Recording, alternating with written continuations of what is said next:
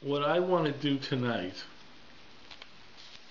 is the topic I passed out was Teshuva, emulation, and servitude. We are caught in a drive between what I call emulation and servitude, okay, in terms of our understanding of our perception of God, our connection to God. Okay, let's look at Teshuva. What I want to get to is the Teshuva. The Rambam Hilchos Teshuva, first halacha, 1:1, says there are 4 parts for Teshuva. He says there has to be the enunciation of the chet, the acceptance that you were choteh, which is not as easy as most people think. I think we spoke about this last year. The fact is that 2 models of Teshuva in the Tanakh are both models of recognizing the chet. Yehuda and Tamar and David and Bathsheba, their challenge was recognizing the chet. Okay, so that itself is a challenge. And then there's charata, feeling bad for the chet. You know, and by the way, that's not so sweet. A lot of people, like, you know, they become Bali Chuvas when they're 30 years old, and they'll tell you, I was 20, boy, I had a really good time in university, and I did this, and 22 I did this. No, I'm from. I think you're missing the point here. You're not supposed to talk about your good times in university. Now I'm from. There's supposed to be charata. Okay, that's a different issue. But it's funny how a lot of people will talk back to their good old days, you know, before they were from. But there's choter charata, and then there's kabbalah latid. You're supposed to say, I'm not going to do this again. And then there's vidui. It's like a shvua. I'm not going to do that. Chatasi, okay, feel bad about it, and you're supposed to stay out what you're supposed to do. Now the truth is that there's an issue of what the Rambam really says is the mitzvah. And here in the actual statement in the halacha seems to imply that the mitzvah is the vidui. There's, if you're going to do tshuva, which means that you recognize the sin, you have charata, and you're going to say, I'm not going to do it too, then you have a chiyuv of vidui. Okay, and that's the mitzvah of vidui. That seems to be the Rambam also defines it in the Sefer Mitzvahs, and seems to be also the way the Chinuch defines the mitzvah. Mitzvah is if you're doing tshuva, you have to do vidui. The Rambam in describing the mitzvahs in the beginning of the chapters in the Vazaka, he actually describes the mitzvahs. There he seems to say the mitzvah is tshuva, and tshuva has these 4 parts of vidui. Different thing, but the fact is it seems to be that the mitzvah is vidui, and then the chinuch seems to say the mitzvah is saying the vidui, and then he tries to give some reasons why vidui is important. First of all, it makes one of the reasons is that you make a statement, it reinforces everything. You actually say it out loud. Okay, so that's that. But it seems to be that's a statement of vidui. But in the process of tshuva, it's accepting the tshuva, having charata, and kabbalah latid. Okay. Now, the question is the mitzvah seems to be, if you're going to do tshuva, this is what you have to do vidui. But what about tshuva itself? Doesn't seem to be that it might actually be the mitzvah. So, but what's interesting is the Rambam holds Hilchos Teshuva in Hilchos Yesodei Torah. That to some reason he thinks Teshuva is in the Yesodei Torah. What's so he has it. He has in Sefer Mada. He basically says Sefer Mada. So he has Hilchos Yesodei Torah, Hilchos Deos, major metaphysical statements, major ethical statements, Talmud Torah, Avodah Zarah, and Teshuva. So Teshuva is an essential aspect of the Jewish religion, the Rambam's perspective. Okay, and that's what's significant. He says it isn't. Well, that's exactly it. But the point is, what really makes Teshuva so significant? What is it that makes Teshuva really essential? Okay, well, if I were to speculate, it would probably be it sort of defines your Yid's relationship with Hashem. In what way? In what way? It shows that you have, and as there's a din, but there's also an aspect of tshuva. Okay. It shows that it's not just some distant relationship where So God forgives you. God forgives you. Okay. The fact is that it could be that it's one thing. It's also humanistic, it gives it. It's something that says, hey, you should know that you have a way to lower the fine, right, on that level, or to get a lower fine. But that does not make it essential to the functioning of the system. It's nice to know that I can lower the fine. But what I'm trying to say is that by putting it in right off the bat, it seems to imply that there's an implication, in my perspective, that Teshuva is part of the essential dynamics of human existence, yes, of Torah existence. Mm-hmm. And the truth is, if you look at Teshuva, there's a famous story of Sadi Gaon. Sadi Gaon every day used to roll in snow, I guess during the winter time. He asked him why. He says, I'm doing Teshuva for not being the person yesterday that I am today. Teshuva, in a certain way, is continuous growth. Okay, it seems to be the movement of growth. It's beyond the fact that I just want kapara. If you really look at it, is that kapara, Yom Kippur is kapara in terms of forgiveness, but there seems to be something more dynamic happening in terms of constantly trying to reevaluate and move forward and grow. The fact is, what it really comes down to is this, is that in a certain idea people think that did a sin, gotta ask God for forgiveness, say sorry, say I won't do it again, and God will forgive me. That's a very simplistic aspect of Teshuva. Question is that why did God put you in this situation in the first place? That's the real question. Okay, why was man created, or more importantly, why was he created in a situation where there was a potential for sin? Okay, in the sense that all the arguments that seem to imply, well, you get reward and so forth and so forth. You know something? Listen, if you tell me that I have a possibility for tremendous reward, but the cost is I can have a very strong negative consequences, I may sit there and say, listen, it's very, very nice, you know what I mean? But you know something, I'll take you tell me I can get the mansion this way, but the alternative is total damnation. But I have an alternative of a 2-bedroom apartment. Right, exactly. Exactly. Isn't that the whole idea, concept of Hashgacha Pratis? That the life we live in, the tests we have are the ideal for us, are the ideal for the ultimate end. Regardless of what you do? Well, your action does have an effect. That's where free will comes in. Yeah, so the point but is... there's still actions, Tzaddik Rallo is the highest level, but within that, because everything is for a reason. So the fact is my question is why would you want to put yourself in the gamble? Now, there are risk takers and not risk takers and so forth and so forth. We are in the gamble. It's called life. Yeah, but the question is, why did God put us into this in life? Okay, but we didn't. Isn't that Tzaddik Rallo? What? No, it's not. It's not. It's a question of why did God create human beings and put them in this in the risk situation? Why is it beneficial to be in this risk situation? Do you have an answer for that? Right. Well, that's a famous answer. The Zohar. The Zohar says because man doesn't like namak sufa. The fact is, and this is found in all the literature, is that God wanted to give the good, and people don't like charity. The ultimate good is if you earn the good, right?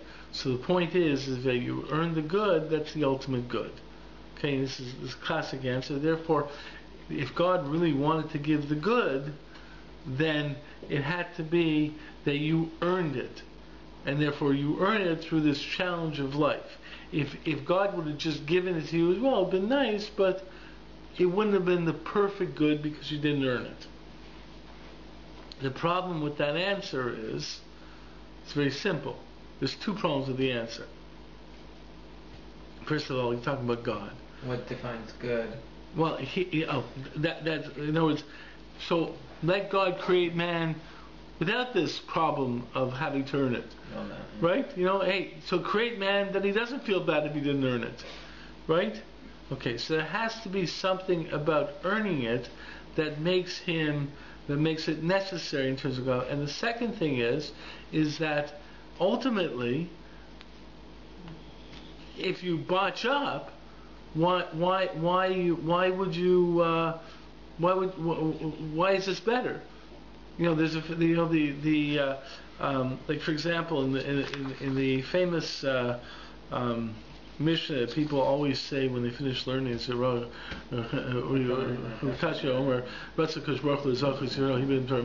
wanted to benefit people. He gave them a lot of mitzvahs. It's the last Mishnah in Makos.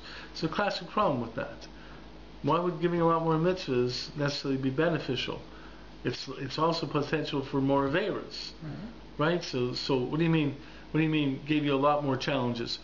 There's a lot more challenges for botching up. Is that cup half empty, half full? Mm-hmm. Yeah, but the fact is that God wanted to benefit you.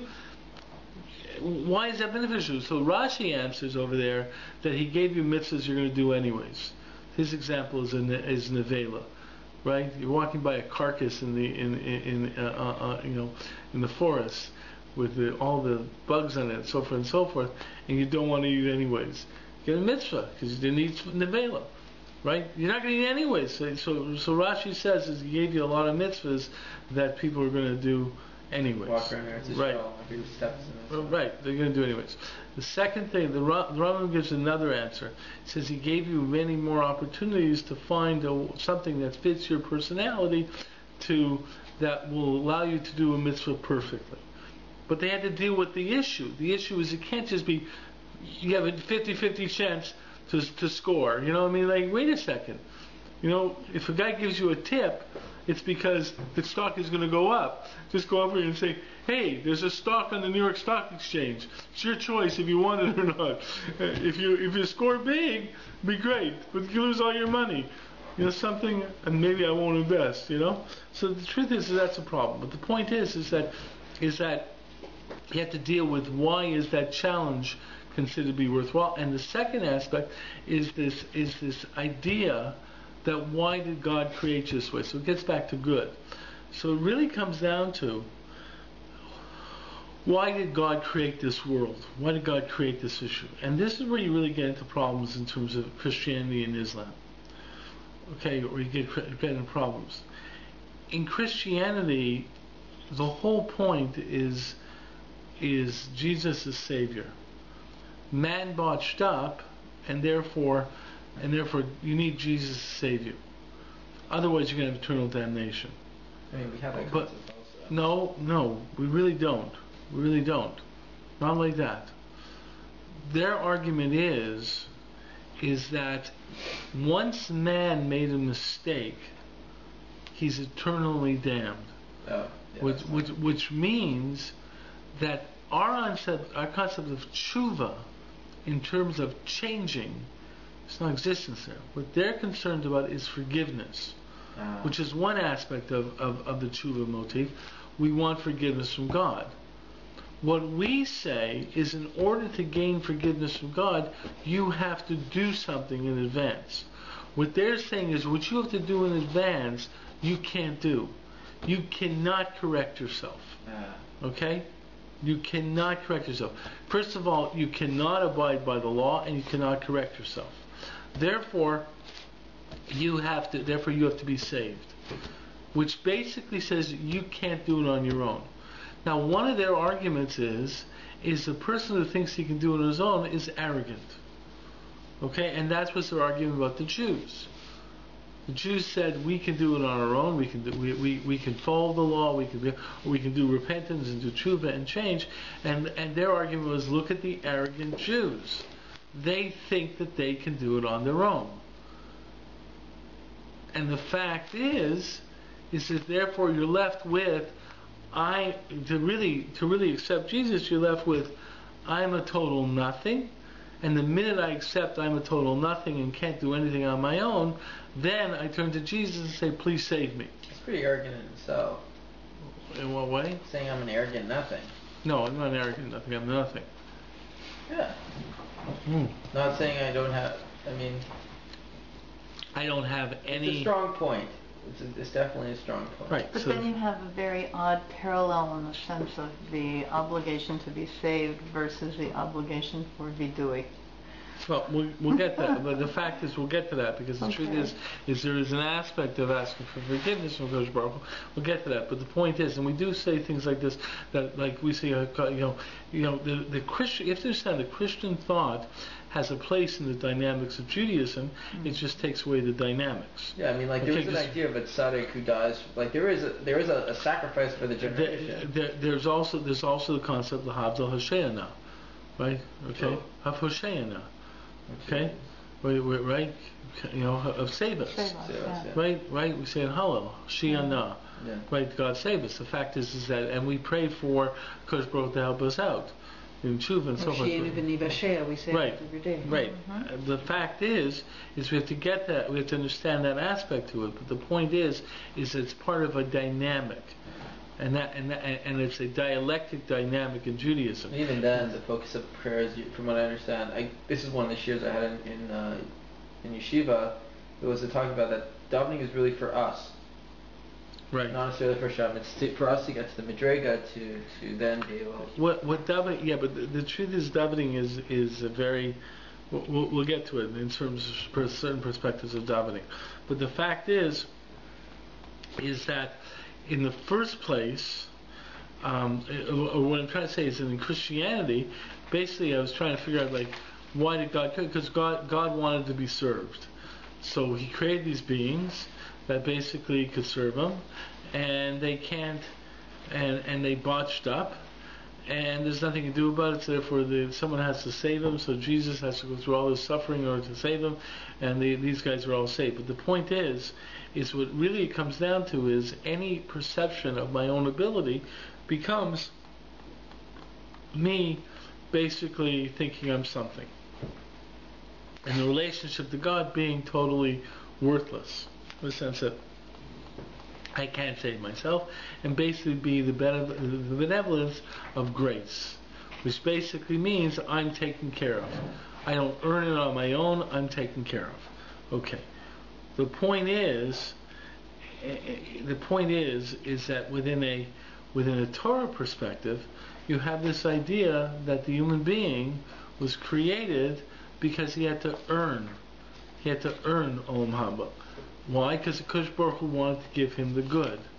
Now, if you think about it, what does that mean that he wanted to give him the good?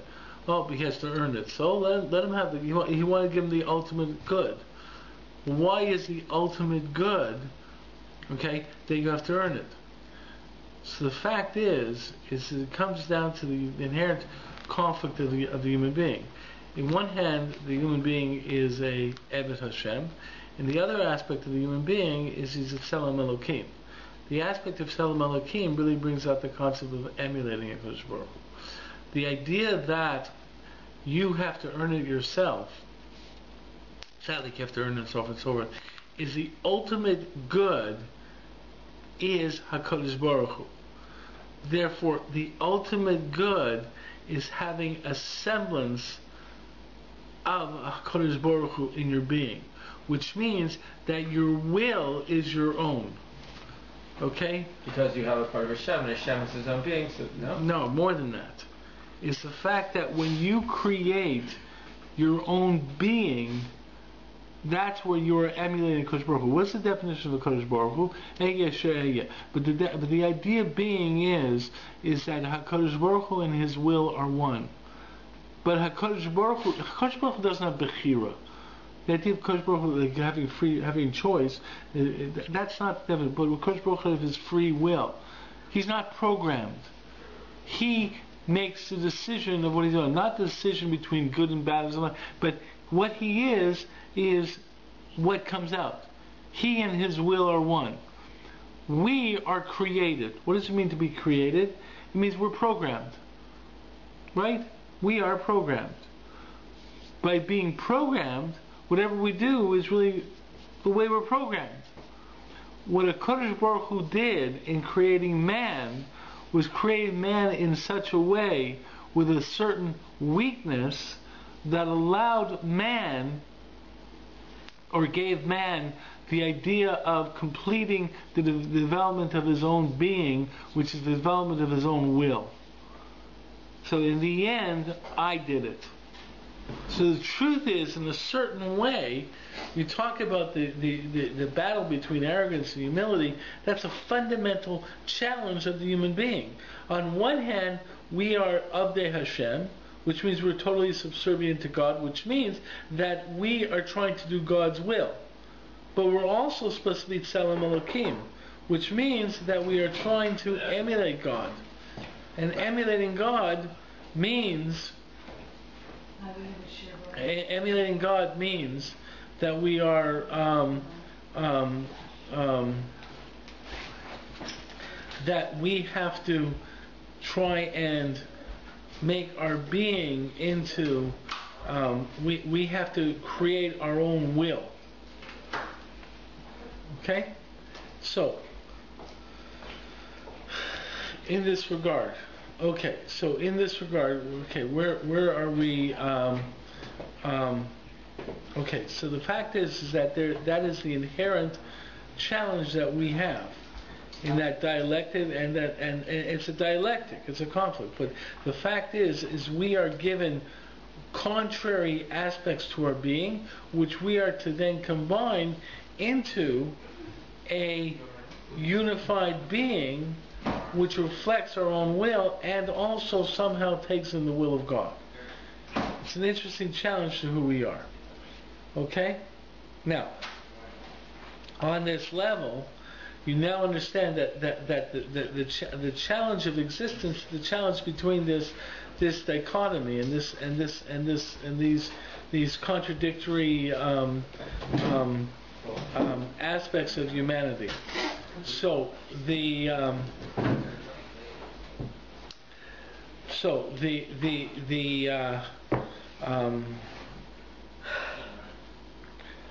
that's at the very essence of our existence, and therefore, because Baruch Hu created this world, He created the world for you to turn it by choosing good or evil. It wasn't as simple of, oh, here's two choices, pick the good one and you get rewarded, pick the bad one, you mess up.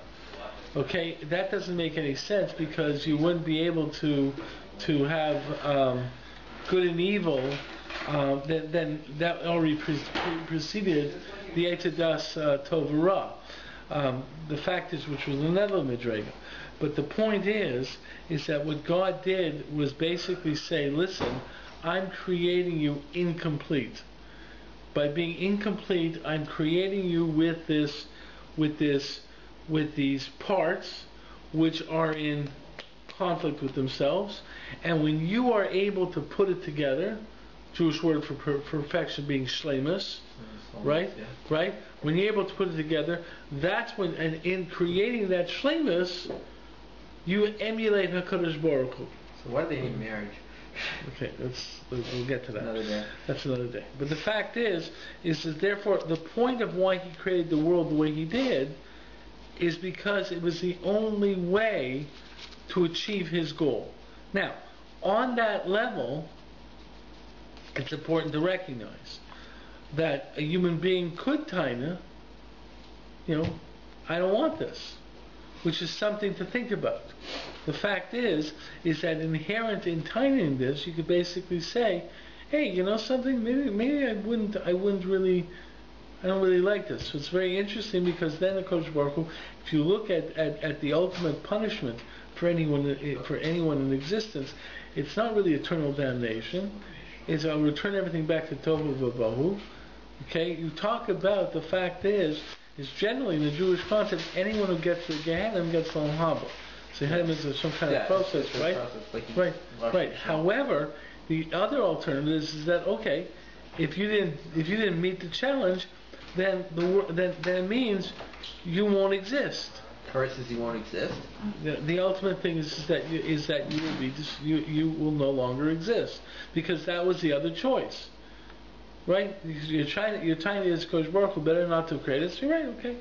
Interesting. I'm not going to create you, but the point is that the purpose of this creation is this challenge to find your own, to bring about the self, which while still being within a code, while still being a servant of HaKadosh Baruch Hu.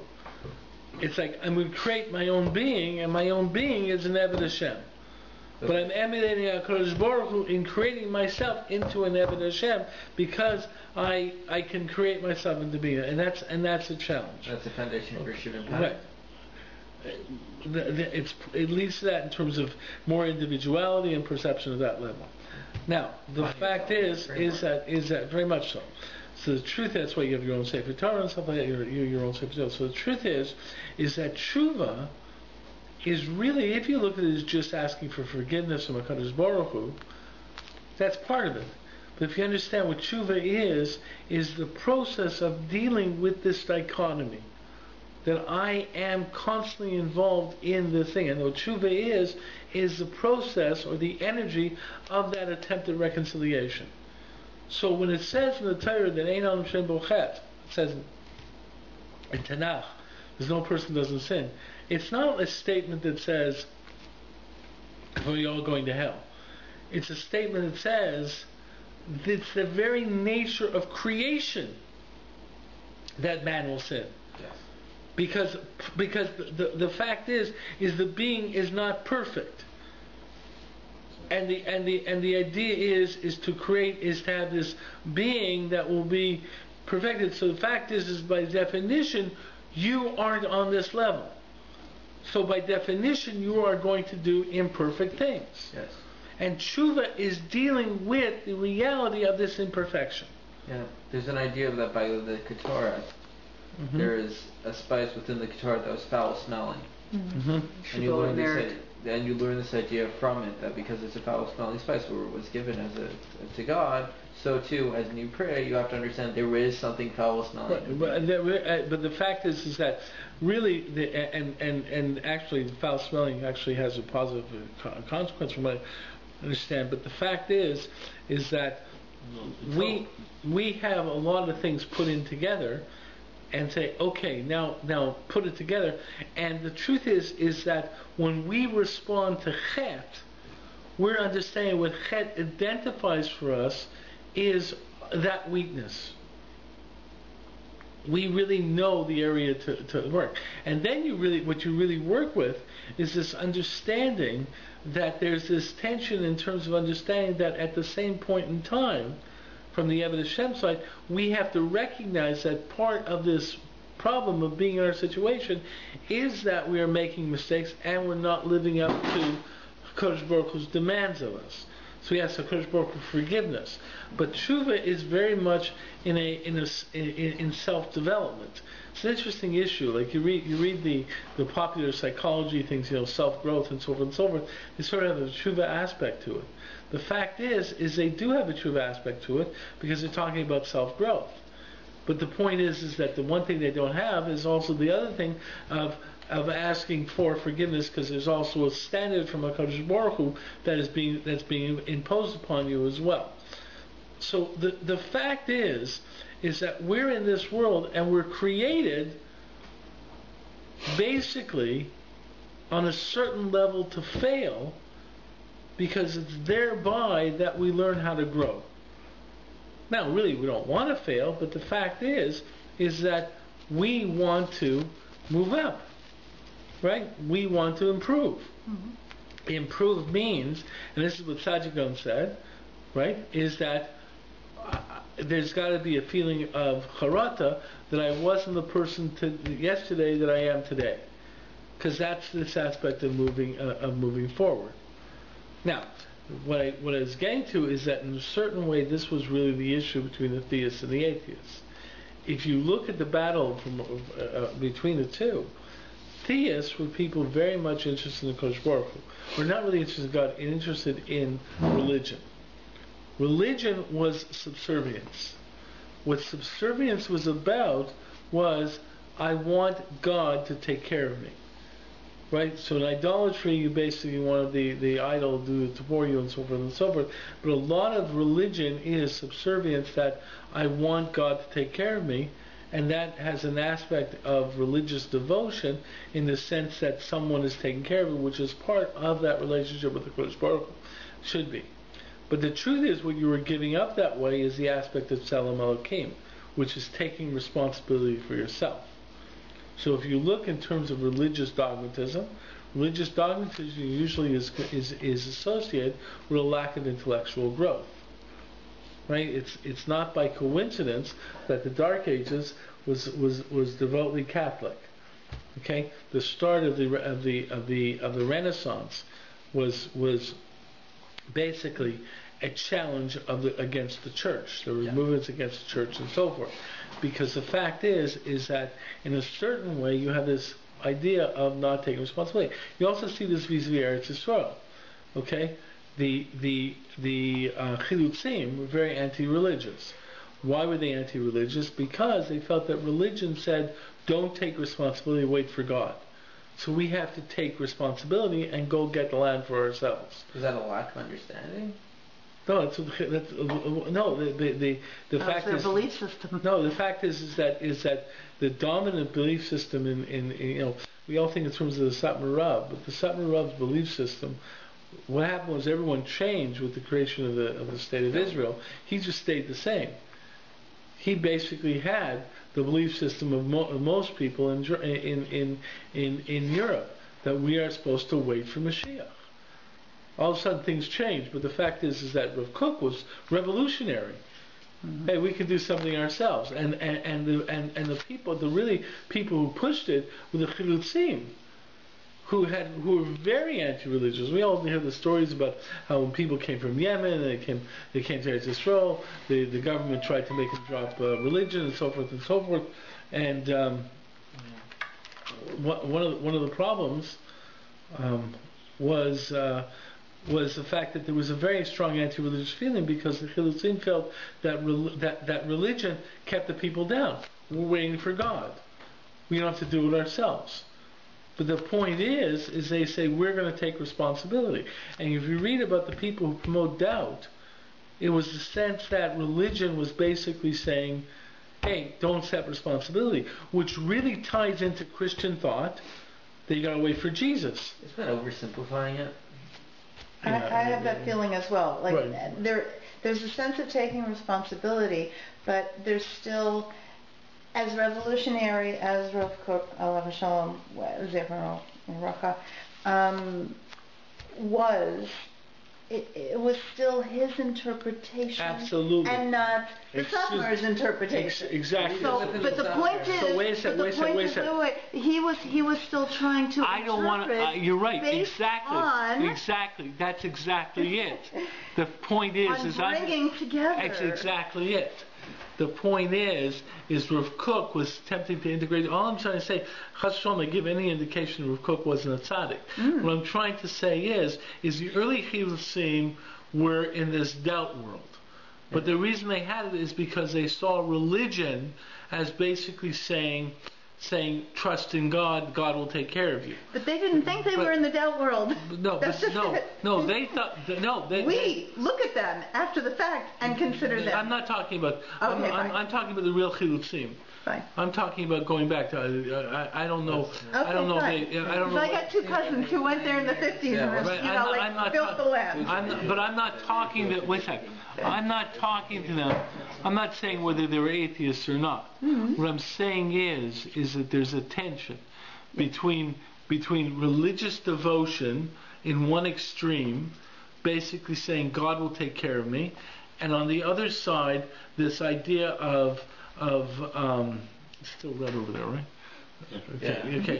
It's on the other side. The fact is that there's no one going to be taking care of me. In one extreme, what I'm saying is those people who are proponents of doubt, who I called atheists and so forth, I'm not saying every person who was in that camp was a total atheist who didn't believe in God, but they did not believe in the God, but they felt that I have to have responsibility, and it downplayed their devotedness to God. They downplayed the devotion, right? Maybe they believe in God, like some force in the universe says certain parts of New Jersey, something like that, right? The other thing is devotion says we're going to wait for HaKadosh Baruch Hu to take care of us. In the extreme, or in the extreme, we're going to want the deity to take care of us. So the fact is, in Lahavdil, you had that in Christianity, I got to be saved.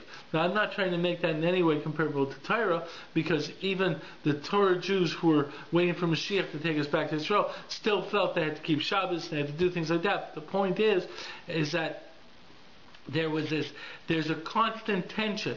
Rav Kook understood that tension. I believe something Rav also understood, because he just came to a different answer. Mm-hmm. But Rav Kook came to, but the reason that there's that tension, and you have it in the Dati Leumi right now, as it's over there, is this tension between, it's a tension we all face. Mm-hmm. We have to take responsibility. Yeah. And we also have devotion. So the fact is that this is a tension. The tension exists in terms of, you said, in terms of prayer. Okay? Prayer is Rachamim. Okay? Racham and Din are examples of this dialectic. Now the truth is, if you look at the Datsfunas, Din is dependent upon Bechira. You can only have Din and justice if there's really Bechira. Rachamim, so in a certain way, Rachamim is extreme statement of the total determinism of HaKadosh Baruch Hu, because he's totally in charge. So he goes over your justice and says, listen, I'm taking care of you anyways. It's a Ratzon Hashem. It's even higher Bechira. No, it's not Bechira on my level. It's HaKadosh Baruch Hu basically ignoring your Bechira and doing what he wants to do. Right. Okay? Okay, and we hope for that thing, Rav Yemenu. Right, exactly. But at a certain level, now the truth is you also see that level of tshuva. Okay, the Rav Tzadok HaKohen talks about that there's a certain level of tshuva. The highest level of tshuva is when you recognize that your veras are also the Ratzon Hashem, because everything you did was really what HaKadosh Baruch Hu wanted to, and it's extreme acceptance of determinism. Almost. It's growth. Okay. Well, growth. No, it's not growth. No, it's extreme. It's not understanding what I mean. It's a perception of extreme determinism. Fine. But the truth is what I'm trying to point out is that where tshuva comes from is starting with that recognition that we were created in this world, and the very question of why God put us in this world is that inherent tension of our existence. Between and that tension is that we have to move forward. The question between emulating and servitude, and that really yields that tshuva becomes a major force, because it basically says that what ched is, and his deals of ched is the recognition of our imperfection, and tshuva is the energy of moving forward from that imperfection. So it's not just the level where, oh God, I made a mistake, and please don't beat me, Master. Okay, although there's a certain level of Yiras Hashem on a certain level, because you do have some responsibility, right? How you have responsibility is very hard sometimes to determine, but there's a certain level of responsibility. But the point is that is a movement forward of the idea that I'm in this world, which is full of dialectic and dichotomy and so forth, because I am imperfect, and I'm chota because I am imperfect, and I have to try and make myself more shalim. I have to move to a higher level, which involves on the ultimate level of emanating a HaKadosh Baruch Hu in terms of making decisions to be the proper servant of a HaKadosh Baruch Hu. So it's somehow connecting emulation and avdus, and that's what we go through in the tshuva process, where we feel charata that I didn't meet the standard of HaKadosh Baruch Hu, but I also have to have faith in myself. And the Rav actually has a nice piece on this in an article about Kol Shchor Nivanah, that if you don't have belief in yourself, you can't do tshuva. Because tshuva demands of you to have some kind of belief that you can do better. And that belief in yourself, okay, has to be, in a certain way, an aspect of Emet HaKadosh Baruch Hu, but there's a certain level of arrogance. So the truth is that there is a certain level of arrogance, because you have to believe in yourself. It's not just total bittul. There has to be a sense that you can go forward. So that's what I was really trying to develop in whole thing in terms of the greater perception of life. That the way I've seen in terms of history, and you see it back and forth throughout history, especially in more modern times, between the forces of religion and the forces of atheism, whatever. In certain ways, the atheists argue that they're now pushing for a better world, and it's very interesting because you think in terms of atheists as sex, drugs, and rock and roll. It's like it's a party. But the truth is, these atheists, you hear about these atheists arguing. They're arguing that we have actually brought about a better society. Now, why they feel they have to be moral, that's a big question. The question is why they feel there's a lack of morality. Well, no, yeah, exactly. That perception, but the point is that their yardstick is still that yardstick. But the truth is, you can't be moral until you accept some responsibility, and accepting some responsibility demands that a Kadosh Baruch Hu is mitzamtzin, and has allowed me the opportunity. So the truth is the response from Judaism back to Christianity is, something. If you're right, if we don't earn it, we don't have a chance to really emanate a Kodesh Baruch Hu. We don't have a chance to actually do something, and a Kodesh Baruch Hu wanted us to actually do something. There's no hishtadlus by Christianity then. At a certain level, not. There's a certain level. Some of this where you get into problems with deeds and stuff. Catholicism seems that's more. I'm not really an expert in this Christianity, but in the extreme, I mean, the truth is the Christians had the same. There was a Christian sect I read that basically were, do any area you can, because this way you'll for sure show that you're just going to be saved, right? But the truth is that's that Rasputin. Actually, that applied to Rasputin also, but there was a sect like that in early Christianity.